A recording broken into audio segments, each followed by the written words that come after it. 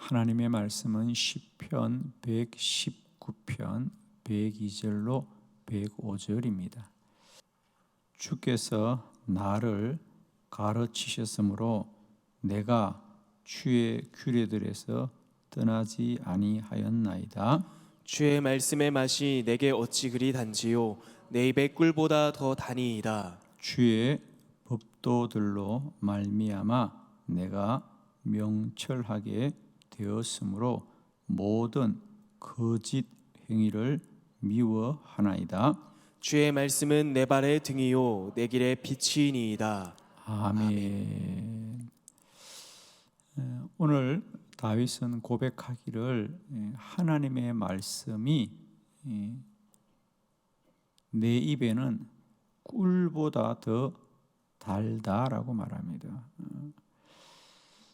우리는 하나님의 말씀이 우리에게 어떤 규례 또 나아가서는 내가 꼭 따라야 될 어떤 바른 길이라고 말하는데 다윗은 그것보다 더 나아가서 내가 말씀을 따라서 복되고 잘 되기도 하지만은 말씀 자체가 나에게는 꿀보다 더 달다 그랬어요. 할렐루야. 주의 말씀은 내 입에 꿀보다 더 다니이다. 우리에게도 세상의 어떤 기쁨보다도 주의 말씀이 우리에게 큰 기쁨이 되기를 원합니다. 주의 말씀의 맛이 어찌 내게 그리 단지요 내 입에 꿀보다 더 달입니다. 그랬습니다. 성도는 말씀을 먹고 건강해집니다. 그죠? 여러분, 사람의 육체의 건강은 다른 길이 없어요. 여러분. 건강한 먹거리가 그 육체를 건강하게 하는, 즉 그 사람의 건강이 어떤가는 그 사람이 무엇을 먹는가를 보면 알잖아요. 그죠? 그래서 우리가 음식으로 고치지 못하는 병은 약으로도 고치지 못한다. 그런 말이 있잖아요. 그죠? 음식으로 고치지 못하는 병은 어떤 약을 먹어도 고치지 못한다는 얘기는 결국 음식을 바꿔야 된다는 거예요. 상한 음식을 먹고 몸이 건강할 수가 없는 거죠. 건강한 먹거리가 건강한 몸을 만들듯이 우리 믿음도 다른 길 없습니다. 주의 말씀이 양식이라 그랬잖아요. 그죠? 영의 양식입니다. 기도는 영의 호흡입니다. 다른 수가 없어요.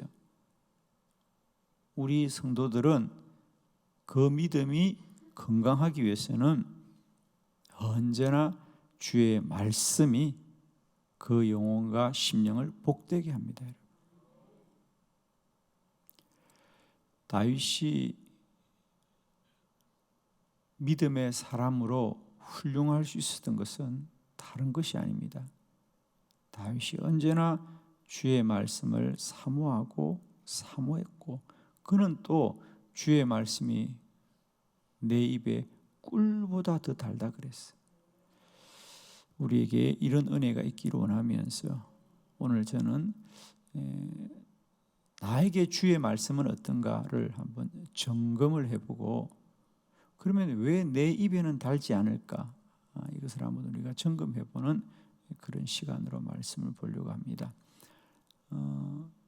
다윗뿐 아니라 여러분 우리 성경의 많은 믿음의 선진들은 다 한결같이 이렇게 다윗과 같은 고백을 했다는 것이지요. 자, 첫 번째 말씀 봅시다. 말씀이 꿀같이 달았습니다. 에스겔 3장 3절입니다. 에스겔 3장 3절 다 같이 합독합니다. 시작. 내게 이르시되 인자야 내가 내게 주는 이 두루마리를 내 배에 넣으며 내 창자에 채우라 하시기에 내가 먹으니 그것이 내 입에서 달기가 꿀 같더라. 아멘. 다윗도 하나님의 말씀이 내 입에 꿀같이 달다고 고백했는데 그건 다윗 한 사람이면 그런 것이 아니라 오늘 에스겔 선지자도 말씀하기를 하나님이 그것을 먹으라고 해서 내가 먹으니 그것이 내 입에 달기가 꿀 같더라. 할렐루야.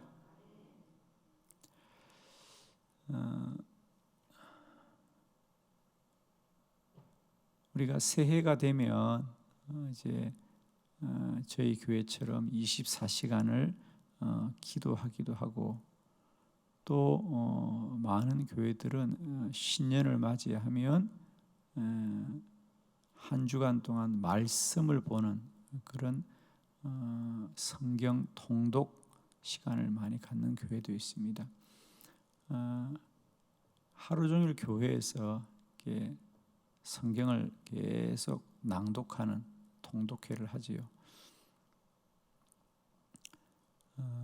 성경을 오전에 오후에 이렇게 통독을 하고 나면 중간에 쉬는 시간에 그렇게 하는 분들도 있어요. 꼭 꿀을 찍어서 먹게 해요. 물론 그게 이제 간식으로 되기도 하고 하겠습니다만 나에게 하나님의 말씀이 이렇게 꿀같이 달다는 겁니다. 근데 말씀보다는 그 꿀이 더 달아기죠. 말씀이 달아야 되는데. 그래서 실제로 그런 성경 통독회 가보면 중간에 이렇게 꿀을 찍어서 먹는 그런 시간들도 가지는데 그 꿀같이 달다 이런 뜻이죠, 그죠? 여러분 어떤 은혜보다도 우리에게 내 생명의 양식, 내 영의 양식인 말씀이 다윗처럼 에스겔처럼 나의 심령에도 꿀같이 달기를 원합니다. 주의 말씀을 내가 받아 먹는 일이 내게 꿀같이 달다.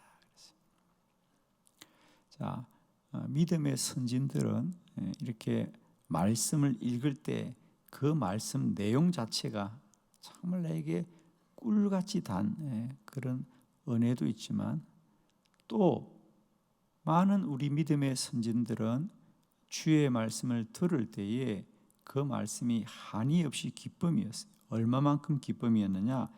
두 번째, 새벽부터 정오까지 귀를 기울였습니다. 느헤미야 8장 2절로 3절입니다. 느헤미야 8장 2절로 3절을 교독합니다.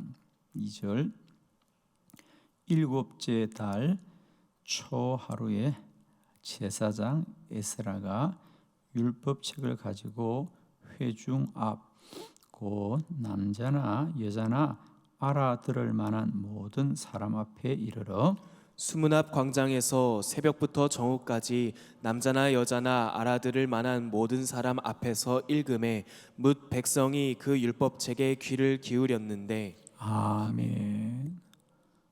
이스라엘 백성들이 이제 바벨론 포로에서 이스라엘로 돌아왔을 때에 그들 안에 가장 큰 변화는 말씀 회복 운동이 일어납니다. 우리가 지난 70년 왜 바벨론의 포로 중에 고난을 당하였는가 점검해 보면서 우리가 주님의 말씀을 소홀히 했구나.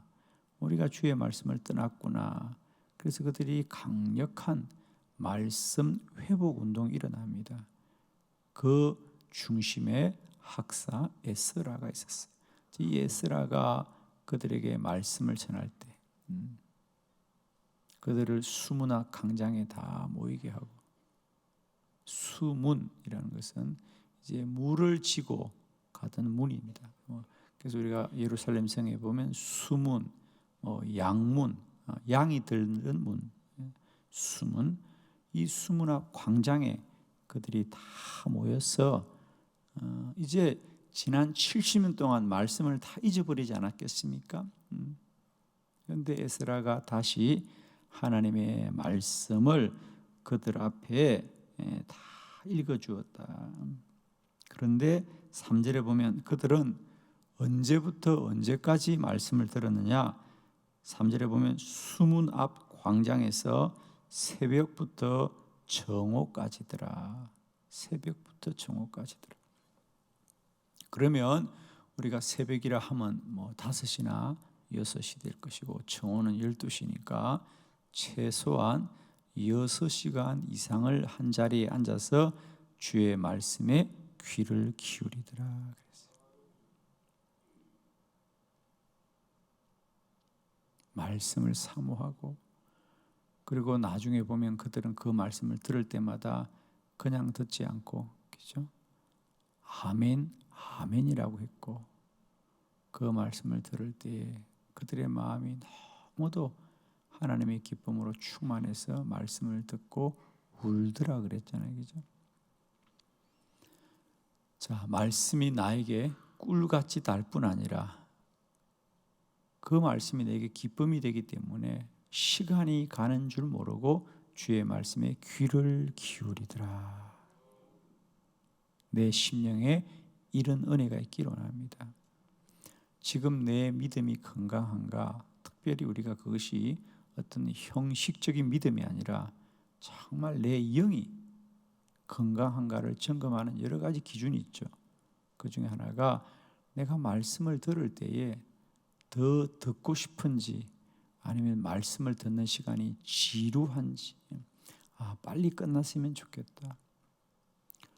우리가 현대 교회에서 가장 우리가 안타깝게 여기는 것은 교회들이 주의 말씀을 듣기를 더 사모하기보다는 말씀을 듣는 일도 이제는 다 규칙으로 정하여 두었다는 거죠. 사실 현대 교회는 설교가 조금만 길어져도 성도들이 견딜 수 없어하고 막 억울해하는 분들도 있습니다. 왜 정한 시간에 안 마치냐고. 그분들은 말씀을 들으러 온 것이 아니라 약속을 지키러 온 사람들이죠. 요즘은 뭐 현대인들이 조금만 설교가 길어지면 견딜 수 없어하죠. 그것은 설교자의 잘못이 아니라 우리의 심령이 그만큼 메말라 버린 거라는 거예요. 안타까움이죠, 그죠? 안타까움이에요. 은혜가 충만한 교회는 다릅니다. 제가 중국에서 사역할 때는 보면 뭐 한 번 집회하면 기본이 3시간이었어요, 그죠? 그분들은 말씀 듣기를 얼마나 사모하는지. 근데 한국 교회는 1시간 넘어가면 큰일 나고, 그죠? 그러니까 이게 한국 교회는 말씀을 오래 하면 큰일 나고 중국 교회는 짧게 하면 큰일 나는 거예요. 그러니까 중국 교회는 가면 꼭 선교사님들이 그래요. 목사님 힘드셔도 꼭 좀 말씀을 오래 전해주세요. 이분들은 너무 말씀 듣기를 사모합니다. 근데 한국 교회는 가보면 목사님들이 꼭 그래요. 목사님 죄송해요. 혹 시간은 지켜줘야 다음에 또 와요. 저분들 시간 지키지 않으면 내일부터 안 옵니다. 그래. 참 가슴이 안타까워요. 제가 박이천 목사님한테 들었던 말씀인데, 박이천 목사님이 미국의 해마다 LA에 집회를 한 번씩 다녀오셨어요. 한 번은 LA에서 비행기를 타면서 성경을 들었대요. 그렇죠. 뭐 목사님은 늘 말씀 성경만 보시는 분이니까. LA에서 인천공항까지 12시간 걸리지 않습니까? 목사님이 말씀에 얼마나 사로잡혔으면 그 불편한 비행기 안에서 성경을 보는데, 성경을 조금 보았다 싶은데 갑자기 비행기가 밑으로 막 내려가서 목사님 생각에 무슨 사고가 났나, 그러고 급히 창밖을 보니까 인천공항을 내려가고 있더래요.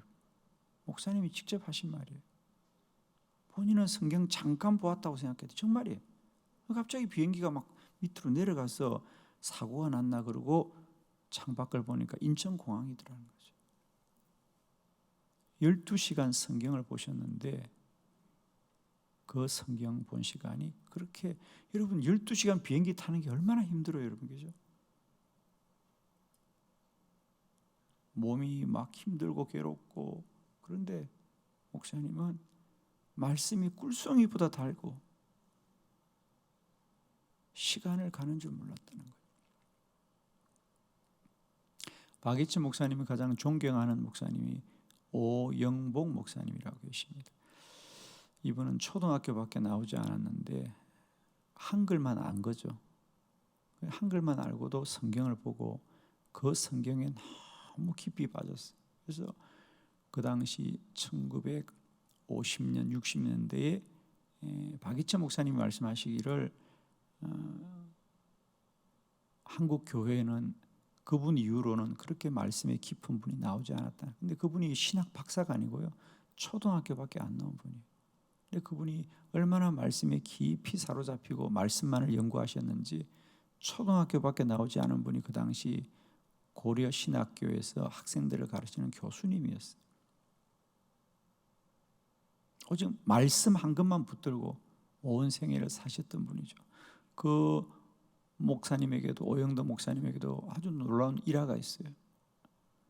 그냥 늘 말씀만 보시는 분이니까 하루는 말씀을 막 보고 있는데 사모님이 저녁 식사를 가져와서 그냥 그 자리에서 저녁을 먹고 상을 내자마자 또 말씀을 붙들고 보는 거예요. 말씀을 한참 보고 있는데, 아니 조금 전에 이게 저녁을 먹었는데 사모님이 조금 있다 또 밥을 가지고 오더래요. 그래서 목사님이 그랬다는 거예요. 여보, 내가 조금 전에 저녁을 먹었는데 왜 또 밥을 가져왔냐니까, 목사님 이건 아침밥이에요 그러더래요. 아침밥을 가져올 때까지 저녁밥을 먹은 목사님이 말씀을 붙들고 그 자리에서 꼼짝도 하지 않고 밤을 새워서 말씀을 보셨다는 거예요.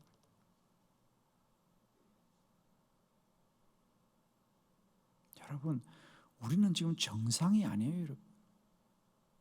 이런 분들이 있었기 때문에 한국 교회가 그래도 이만큼 세워졌던 거예요. 그냥 되어진 게 아니에요. 이런 분들의 말씀이 우리에게 선포되어졌고 우리의 선조들이 그 말씀 듣고 산 거예요, 지금. 근데 지금은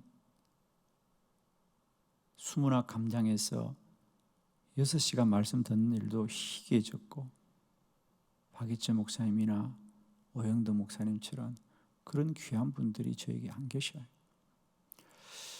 그러나 지금도 말씀은 우리에게 그대로 있습니다, 여러분. 우리에게 다시 한번 말씀이 꿀송이처럼 단 은혜가 있기를 원해요, 여러분.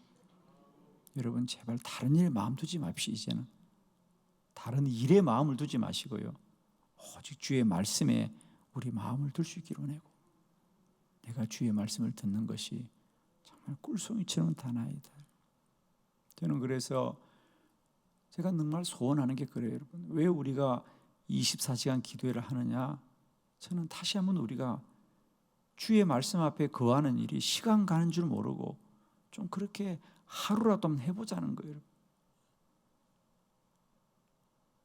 바빠요, 피곤해요, 힘들어요, 좀 이런 신앙을 박차고 우리가 주님 앞에 다른 이유 없이 내가 하루 종일 주의 말씀 앞에 내 영혼을 드리고 우리가 말씀마다 아멘 아멘 하면서 우리의 영을 복되게 하는 일이 있기를 원하고, 저는 우리가 다시 한번 우리의 심령을 깨울 수 있기를 원합니다. 자, 세 번째 결론이에요. 그럼 점검을 하겠습니다. 왜 우리에게 말씀이 꿀같이 달지 않을까? 자, 3번, 배부른 자는 꿀이라도 싫어합니다. 잠언서 27장 7절의 말씀입니다. 다 함께 합독합니다. 시작. 배부른 자는 꿀이라도 싫어하고 줄인 자에게는 쓴 것이라도 다니라. 아멘. 자, 그러면 우리는 점검이 됩니다. 왜 나에게는 꿀같이 달지 않을까? 말씀이 난 잘 모르겠다 이렇게 말하는데 아니에요, 여러분. 배부른 자는 꿀이라도 싫은 거예요, 여러분. 그러나 줄인 자는 쓴 것이라도 꿀처럼 달다는 얘기입니다. 결국은 문제는 뭐냐? 내가 배부른 자냐, 줄인 자냐? 내가 말씀을 대할 때 정말 배고픈 자가 음식을 먹듯이 내 심령이 줄였어. 말씀을 사모하는 자는 무슨 말씀이나 꿀송이처럼 달 겁니다, 여러분. 그러나 배가 부른 자는 꿀이라도 싫어합니다. 꿀을 먹어도 배가 부르면 싫어해요. 저도 100번 동의합니다. 여러분, 세상에서 무엇이 맛있느냐, 뭐 소고기가 맛있냐, 뭐가 맛있냐 하지만 세상에 제일 맛있는 건요, 배고플 때 먹은 게 제일 맛있어요, 여러분. 불어 터진 라면이라도 배고플 때 먹으면요 얼마나 맛있어요. 아무리 진귀한 음식이라도 배부를 때 먹어보십시오. 아유 맛없네, 아유 식었네, 아유 투덜댄다고요. 그러나 배가 고플 때 먹은 건요,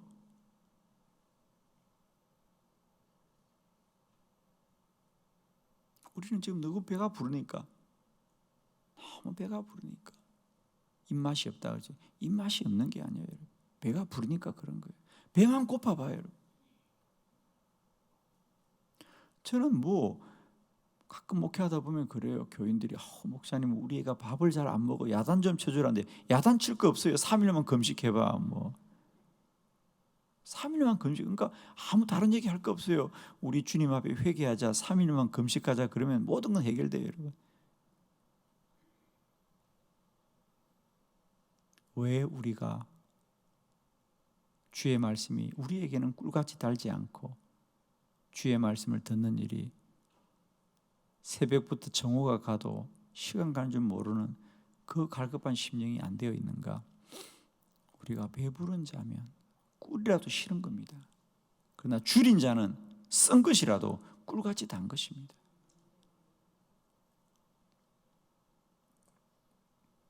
저는 목회하면서 경험하잖아요. 똑같은 저의 설교를 듣고 어떤 분들은 목사님 말씀 은혜된다고 그러고, 어떤 사람들은 이해를 못하겠다 그러잖아. 그럼 누구 잘못이야, 여러분? 똑같은 설교인데 어떤 분들은 목사님 말씀이 너무 귀해요. 맞습니다, 귀하죠. 또 어떤 분들은 목사님 말씀 도무지 이해를 못해. 맞습니다, 여러분. 그럼 누구 잘못이냐고, 여러분. 내 심령이 배부른 자면 꿀이라도 싫은 겁니다. 그러나 줄인 자는 쓴 것이라도 단 것이죠. 우리의 말씀이 늘 주님을 더 갈망하고 갈망하는 은혜가 있기를 원해요. 말씀이 아니면 내가 살 수 없는 그 갈급한 심령이 있어야 됩니다. 우리에게 그런 은혜가 있어서 언제나 주의 말씀이 꿀같이 달고 주의 말씀을 듣는 일이 세상에서 가장 귀하고 복된 시간이 되어지는 은혜가 있기를 축복합니다. 기도드리겠습니다. 하나님,